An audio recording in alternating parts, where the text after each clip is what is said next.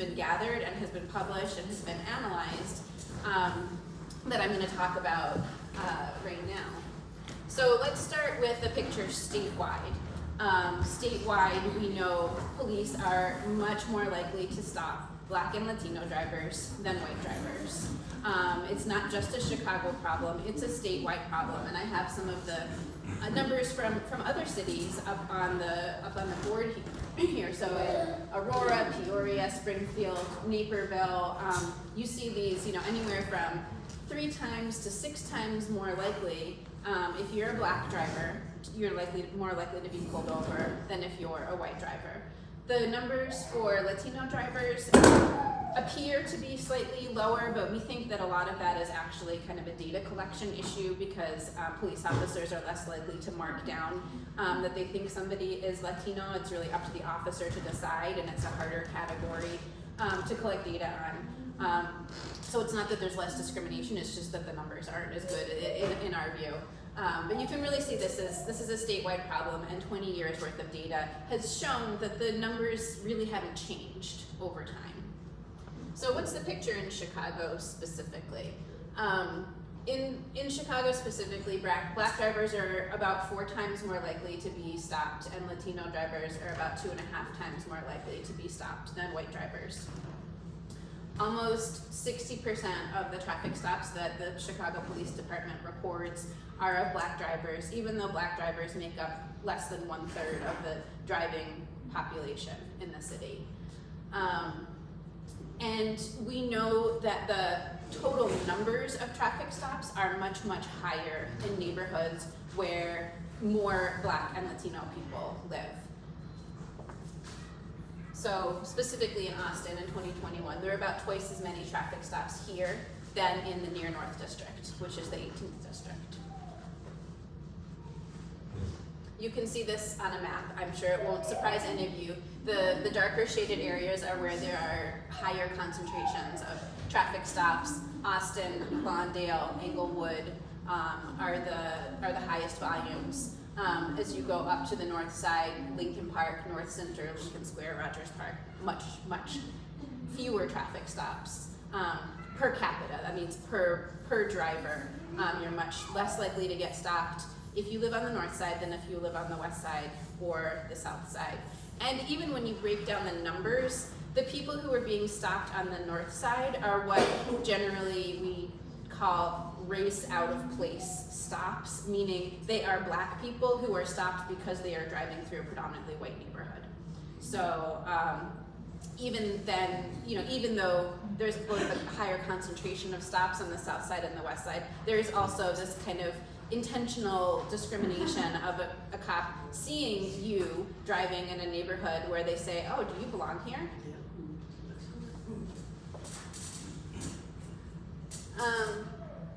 And these disparities continue after someone's pulled over.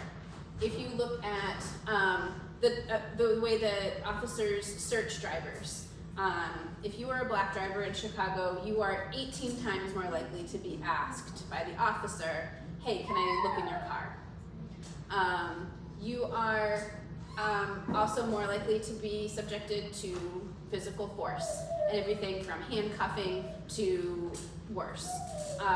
The Office of the Inspector General did a study in 2022, and 98% of uses of force were against Black and Latino drivers.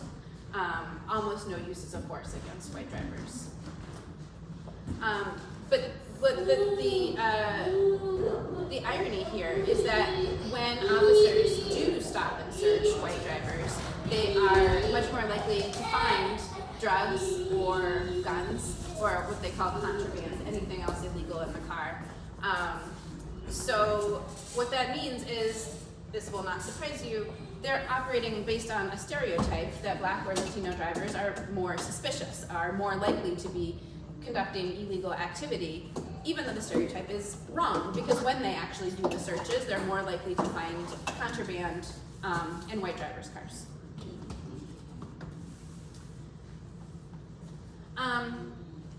So we're going to talk about pretext right now. Pretext means traffic stops that are done Not really to, oh, am I not, can you guys not hear me? No, just Okay. because it kind of sounds a little echoey. All right, sure. Okay. Pretextual stops means when officers use some really minor equipment or registration violation as an excuse to pull people over and investigate them for something else. So it will probably not surprise you to know that almost 70% of Chicago traffic stops are done for these really low level alleged offenses, like your registration tags are expired, that little light over your license plate burned out, you got a cracked tail light, you know, things that don't affect safety in any way. They're not stopping people for DUIs, they're not stopping people for excessive speeding. You know, the vast majority of these stops are for these really low level Bluetooth pairing offenses. Because they're not really trying to enforce the traffic laws. You know, most of the time, thank you. Drivers don't even get tickets. Something like 95% of traffic stops don't end with a ticket. They let people go if they don't find anything in your car.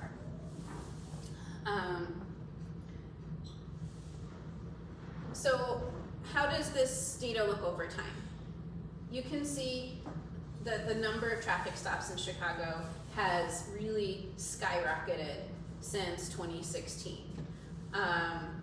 There was a little dip in 2020 during the height of the COVID pandemic, but by 2022, the numbers were on the increase again. We actually think that the numbers that the Chicago Police Department reports are probably a significant underreport, because if you look at the number of times that officers radio in to dispatch that they are making a traffic stop, so if you look at numbers from the Office of Emergency Management and Communications, you know, the 911 dispatchers, they record something like 100,000 more traffic stops than CPD reports. Go ahead. 1, 2, 1, 2. Okay, go ahead, continue.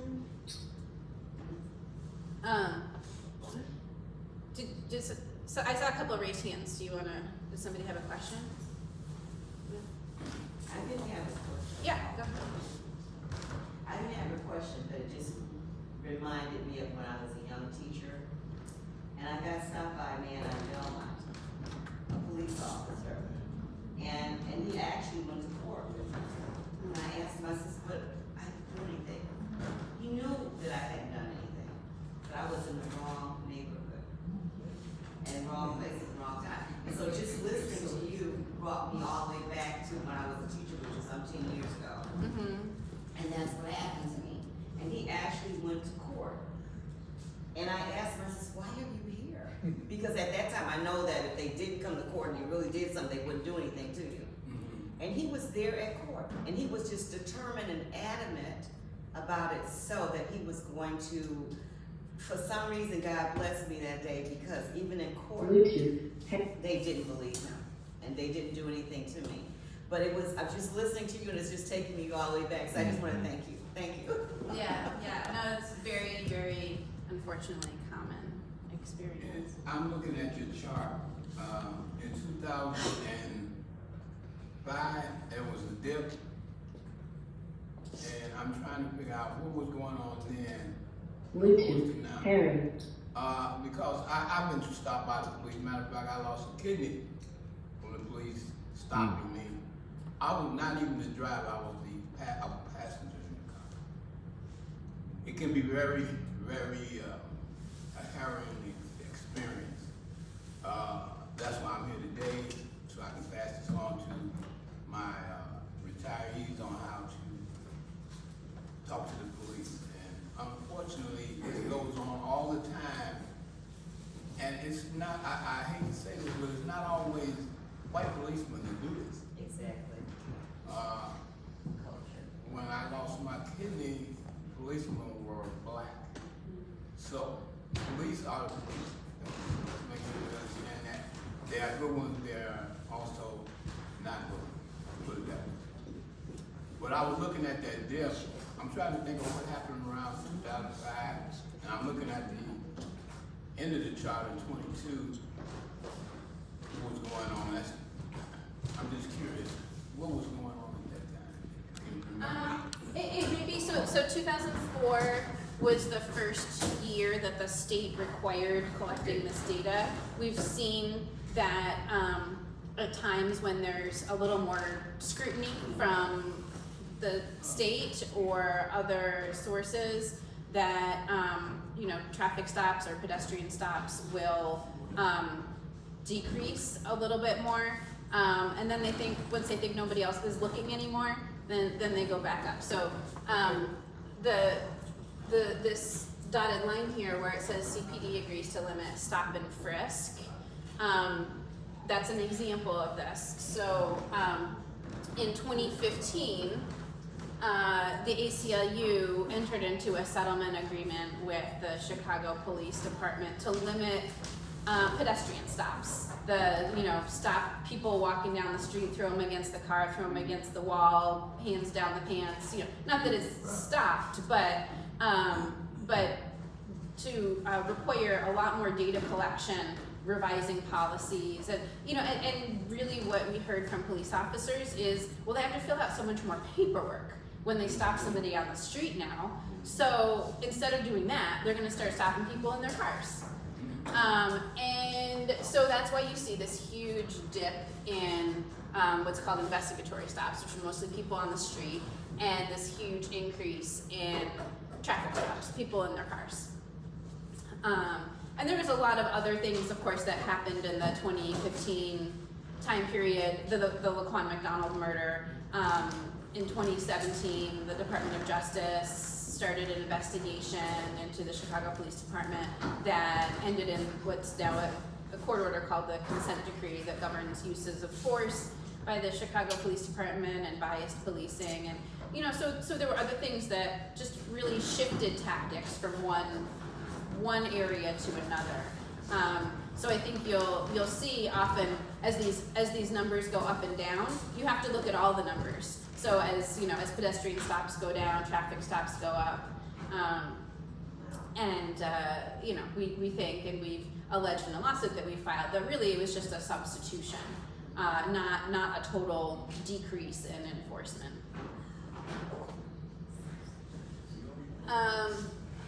So what does any of this accomplish? I'm sorry, go ahead, Ray. Did you have it? What does any of this accomplish? Not very much.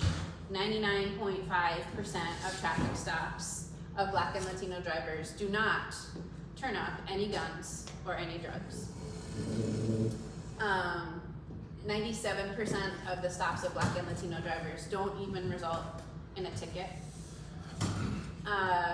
And as we've done a pretty sophisticated analysis, we can tell that as the numbers of traffic stops have increased, serious crimes have not decreased. So we've heard the former mayor, the superintendents of police often make these statements publicly saying, we're making all these traffic stops to combat crime.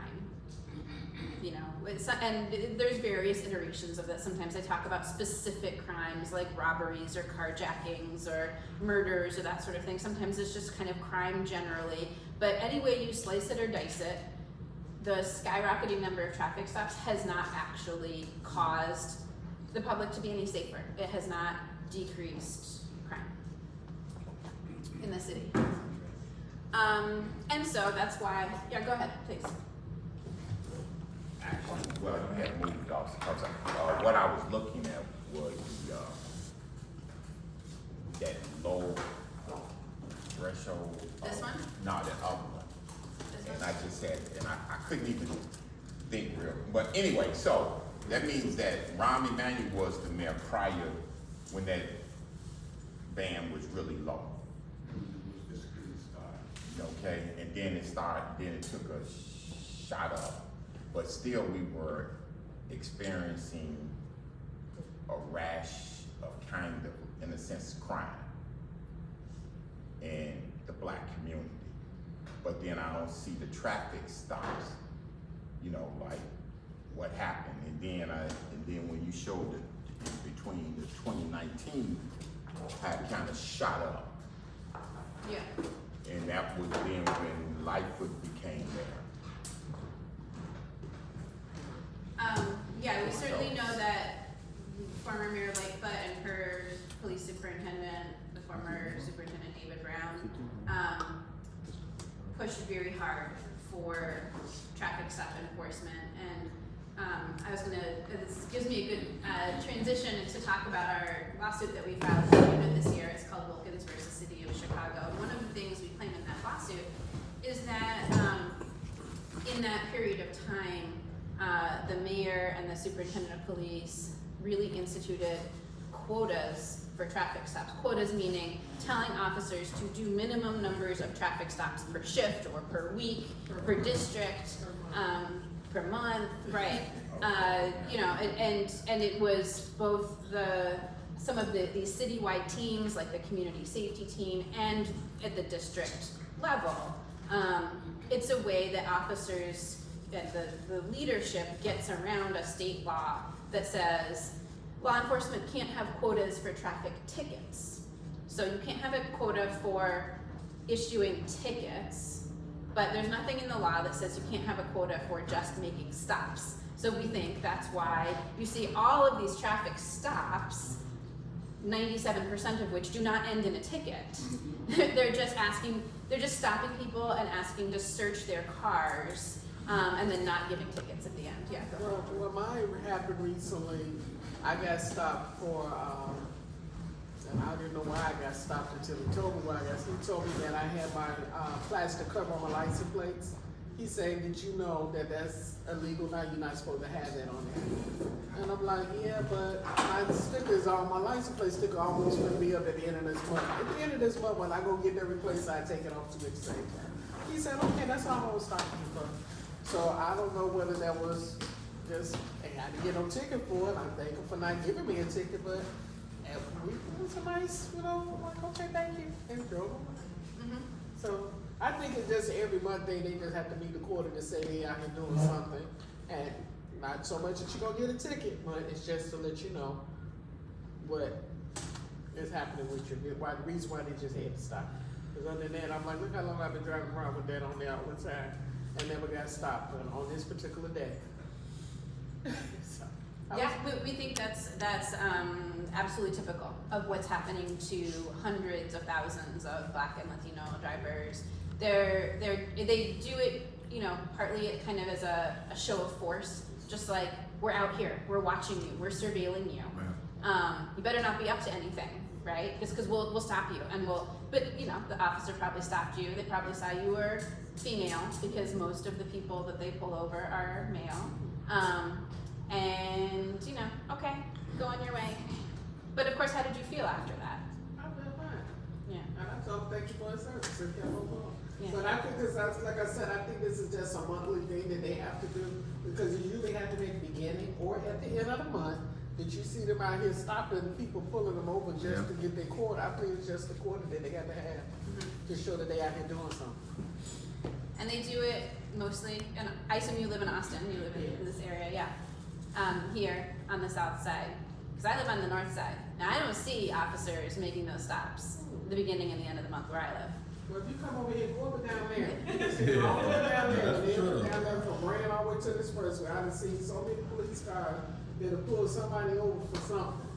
And I'm like, okay, but it's just enough. And sometimes, don't get me wrong, they do need to pull some of these people over for not stopping at these stop signs, because some of these people are stopping at stop signs no more.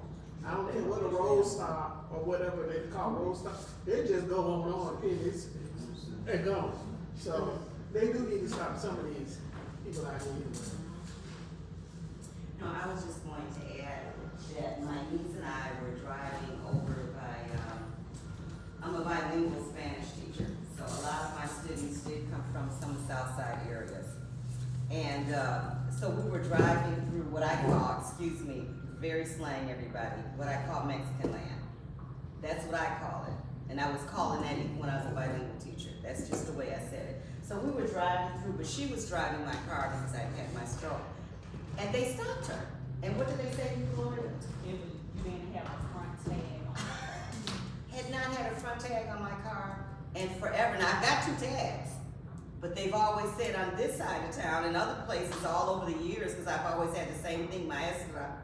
They say you don't have to put two, you don't need to put two on, you just gotta make sure you have one on the back. And when she stopped me, I said to her, I said for she's from South Carolina, she grew up in South Carolina, so she doesn't really know how to drive in Chicago. And I teasingly said to her, I said, I told you not to drive through Mexican land.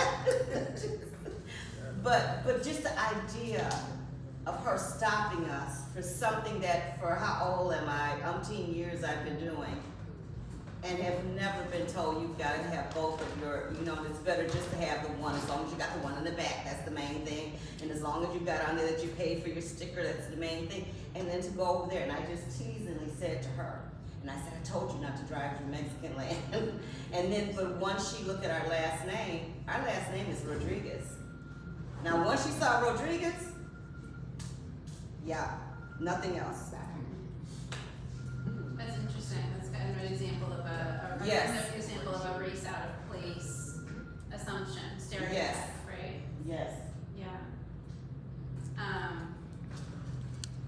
So let me tell you a little bit about our lawsuit that we filed, because there's a connection to these stops for really minor, some non-safety related things like front and back license plates, cover of your license plate. One of the things that we're asking for in our lawsuit is to get police out of the business of enforcing these really low-level, non-safety issues.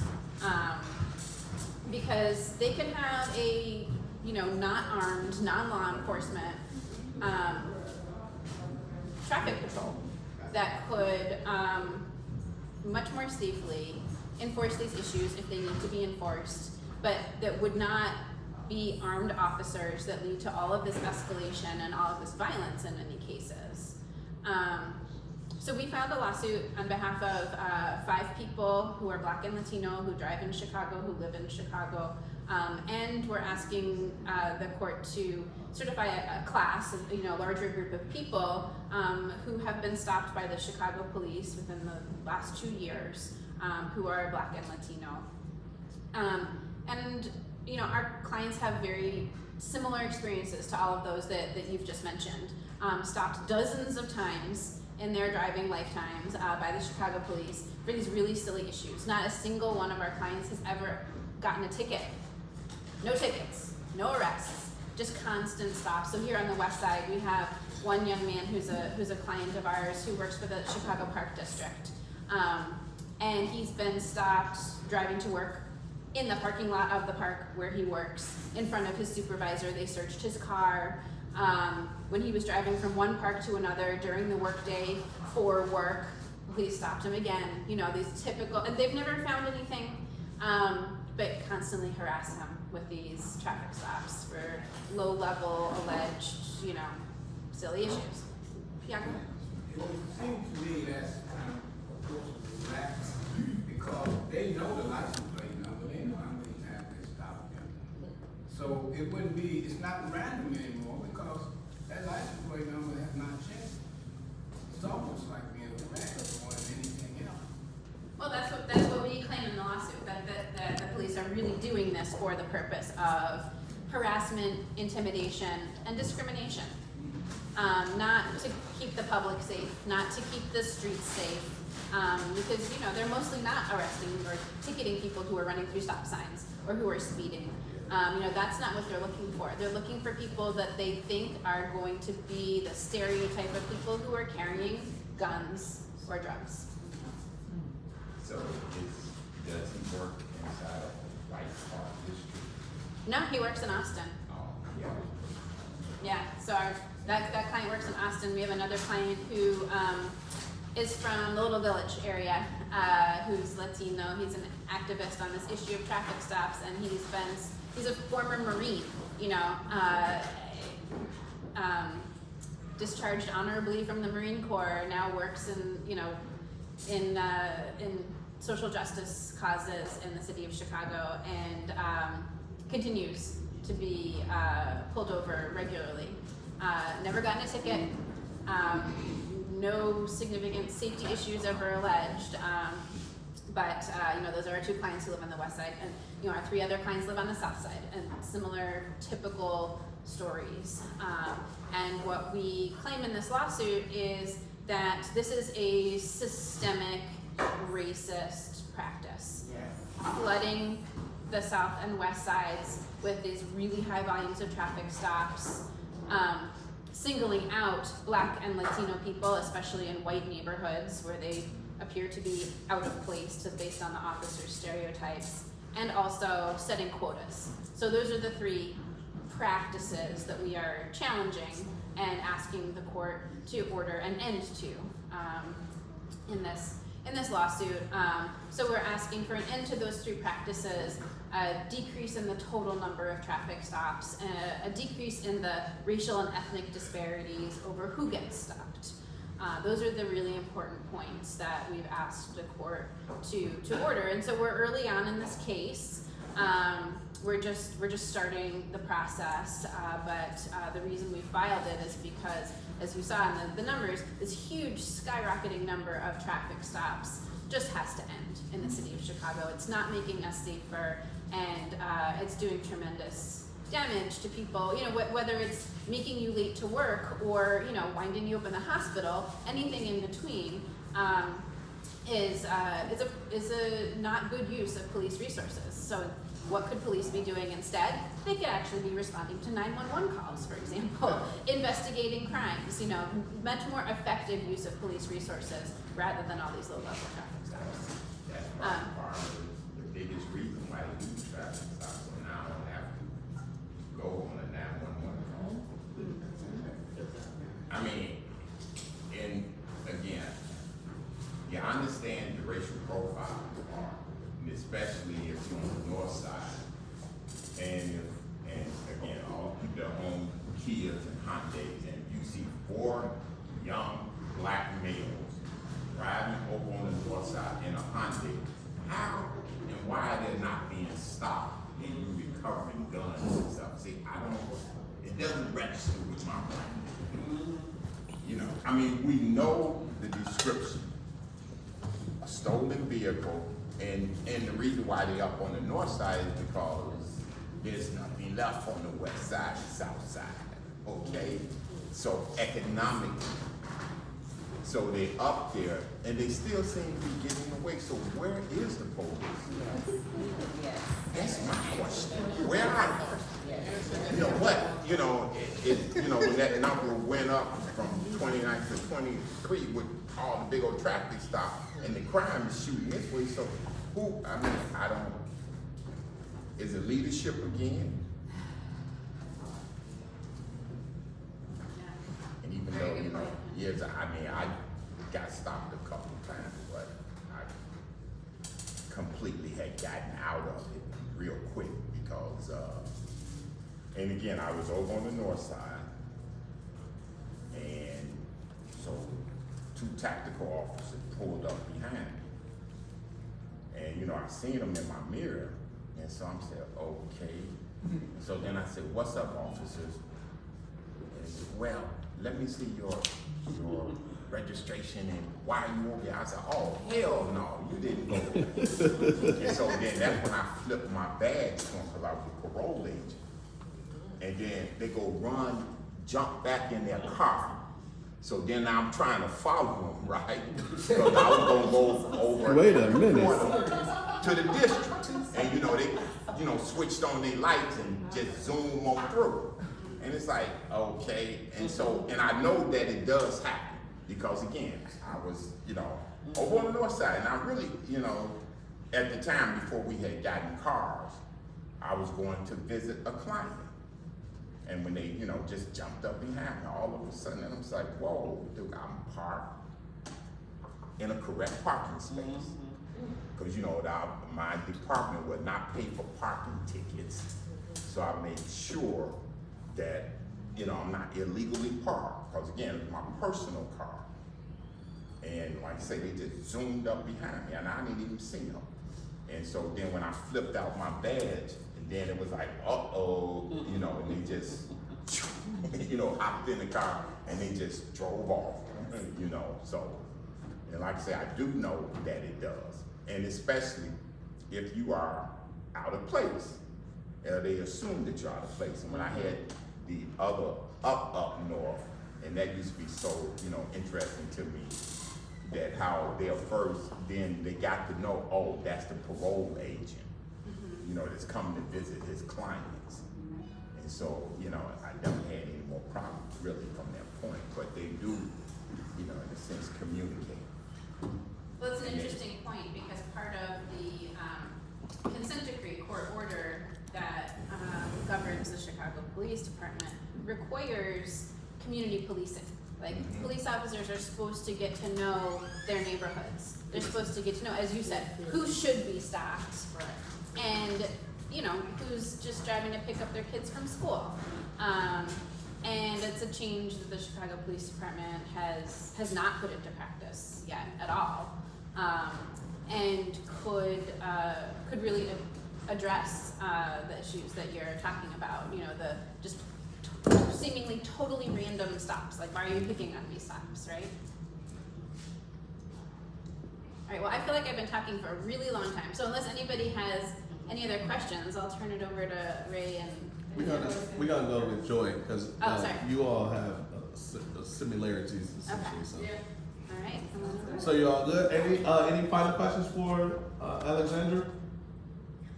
Excellent.